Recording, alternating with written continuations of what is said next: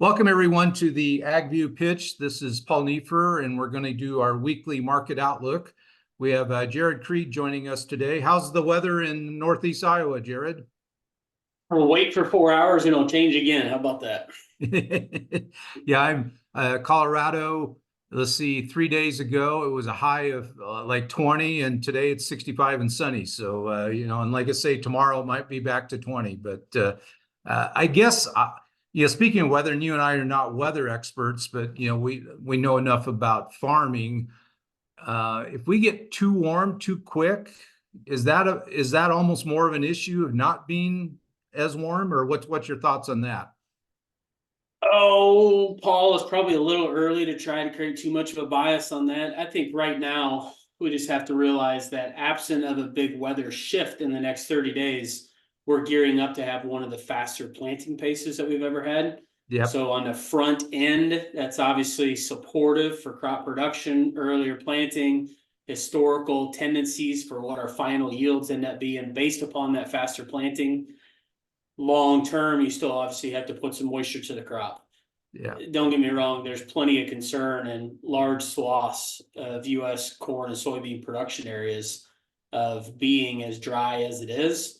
But at the moment, I mean, I've heard plenty of individuals talk about this in the last week that they've got their anhydrous done, got any of the field work that they maybe need to get done, leveling stuff out prior to planting, that they're not going to have to be dodging any wet holes.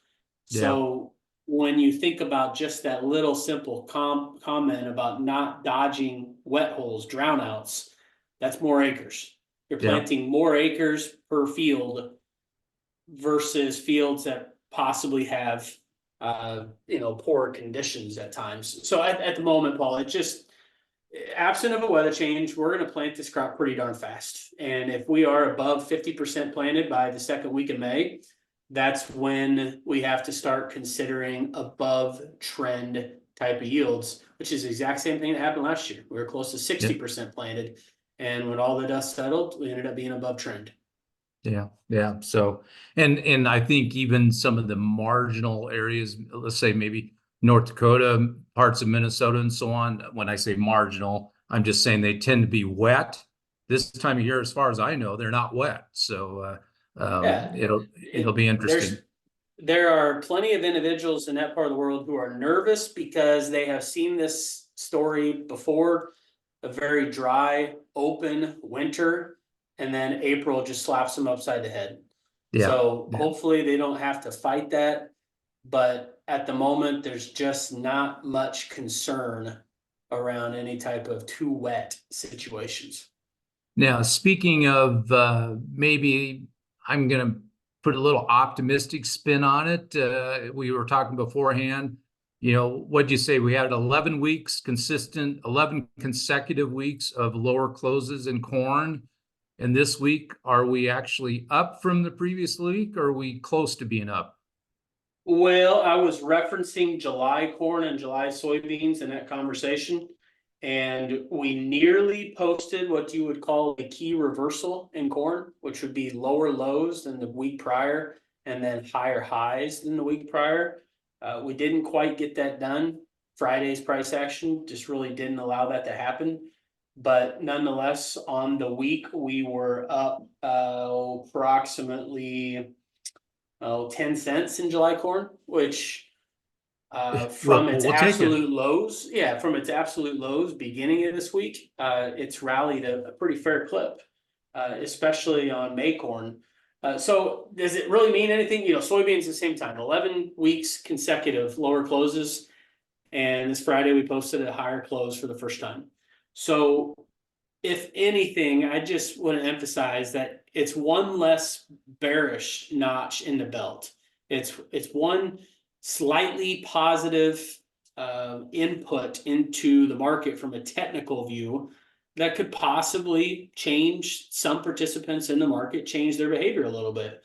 But make no doubt about it, I always like to coin it that it's New York money. New York money has this market, politically correct way to say, right where they want it. They have things just how they want it. They've made a lot of money. And without a doubt, I think some of the price action that we've seen in this last week it does signify that the big speculative short position that's in place is getting trimmed ever so slightly, but well advertised for months upon months upon months here. The wet blanket on the market is the farmer still grossly undersold, selling into any type of a decent rally. If the farmer gets bulled up and decides to slow down selling, and we actually give the speculative community a reason to force them out instead of like choosing to get out, yeah, we could have a little bit more of a volatile move to the upside, but I think it's got to be kept in check. You know, opinions are opinions. We all know the saying on that. If I had to just make a wild guess here, Paul, it really wouldn't surprise me to see that July corn market try to reach back up to around the 460 area. Again, this is just a guess. It's not even a very confident opinion at the moment, but that would kind of be the top end of where I could see this thing going in a short while. And on the soybean side, maybe not quite as easy to try to justify some type of a possible bounce, because it's just been a straight elevator shaft down for almost $3 a bushel. Yeah. So basically from the beginning of November to present day, it's just been straight down. Yeah. Can we have a bounce that covers 50% of that move? I don't really think so at the moment. That would be a pretty big retracement. Never say never. Again, the issue, you have a North America farmer and a South America farmer that has a whole bunch of supply to offload and price. And that's going to make it pretty easy for the speculative community to cover their shorts. Especially if we do have a pretty easy planting window and you get that crop in timely and the weather's looking okay. Now, as we know, especially where you're located and where my farm's located in Iowa, it's very dry there, but you know, these varieties have proven that even dry conditions, they can still kick out a pretty decent crop. Correct. I believe there is plenty of unnecessary searching for some bullish item in the market. At the same time, the amount of bearish items that have kind of pushed us to where we are have somewhat subsided, just a little bit. You are getting into a time of the year where maybe you can just stack up a few supportive headlines, fundamental situations, what have you, that can provide us a little bit of life here. But I think, again, it's got to be kept within, it's got to be, don't have some pie in the sky, big rally coming around. It's got to be kept within expectations. Yeah, be realistic about it. Now, we know at some point, and you hinted on it already, we know at some point the head or the specs are going to take their chips off the table, so to speak, and that should provide some type of a rally. You know, it might be 30 cents, it might be 50 cents, it might be $1, but it should provide some rally. But historically, it always has. But they are close to being record short. Here's our issue, Paul. The speculative community, let's just throw a number out there that they're short 325,000 contracts of corn currently. The farmer in the US alone is 2 billion bushel behind selling pace. 2 billion bushel divided by 5,000 bushel is 400,000 contracts. Yeah. There is a legitimate situation where you could see a wave of farmer selling coinciding with a wave of speculative money buying, and the market never moves to the extent that you would feel in a year where the supply is not hanging over the market to be sold. Yeah, because a lot of those rallies in previous years didn't have that farmer overhanging the market. Is that correct? Yes, and this could come back and bite me in the butt, but I don't see any type of situation that your speculative community is going to flip from the near record or record short that they currently hold to a long position. They're not going to do that. They're going to cover something. And can that provide a little bit of life to the market? Sure. If anything, the life to the market is it stops it from just going lower. Doesn't mean it's going to go higher. And we already know that South America, is 10 points ahead on planting the second crop of corn. So there's that supply coming on. Yeah. And we had the final crop insurance prices. Why don't you, just for the listeners there, go through what the final two key prices, we won't talk about spring wheat unless you have that handy, but what was the final corn and soybean price? 1155 in soybeans, which is the lowest since 2020. Corn 455, excuse me, 465, which is the lowest since I believe 458 in 2021, something along those lines. Was it So 465 or 466? I think it was 466, wasn't it? Unfortunately, if we have to end up depending on it, it's going to stink anyways. So, you know, give or take $1.30 off the last couple of years, $1.25 off the last couple of years. Soybeans off what, 2.25, 2.30 from the last couple of years. Yeah. So, you know, it's a critical time for the next 2 weeks when producers are making their insurance selections. And all of our conversations with our clientele has been making its way through the office here for the last week or so. Conversation is really acknowledging that the revenue side of your multi-peril election, specific to downside price support, it's not going to be great. It's not going to give it any type of attractive safety net. However, that cannot make a producer decide, well, I'm just not going to spend as much money on my insurance, because my concern would be that we're trying to shave off $5 or $10 an acre and lower coverage 5-10%. And then in the event we do have a couple things unfold, that grain is modestly higher and yields struggle a bit. You know, a perfect example, Paul, 200 bushel APH, 10% policy difference, that's 20 bushel an acre. And if I'm trying to shave off my coverage by saving $10, and all of a sudden we're at, say, $6 corn in October, and I don't raise those 20 bushel that I could have insured, I just tried to save $10 and cost myself $120 an acre. Yeah. Yeah. So bushels, twofold, in case you do have an issue, and probably more important, the ability to sell into a rally with the backstop of those guaranteed bushels. Because we know right now, we were just talking about market type of bounces. I would be shocked if the US farmer doesn't aggressively catch up selling somewhere between 5 and 5.25 D's corn if we're given that opportunity. But if an individual gets gun shy of doing it, it's probably because of a production concern. And that's really when they need to take a step back and understand, again, you're guaranteed these bushels, and at the end of the day, you're just repricing your guarantee at that higher level that you sell on your own. What's your thoughts on ECO or SCO? It goes back to, again, your revenue policy is just not going to do much for you on the price side, but from a price perspective within ECO, it's got a lot more relevance. You know, a quick refresher for ECO and SEO for your listeners. It's a triggered event by the county, but ultimately your indemnities are going to be based upon your APH. So let's just say you lined up directly with the county.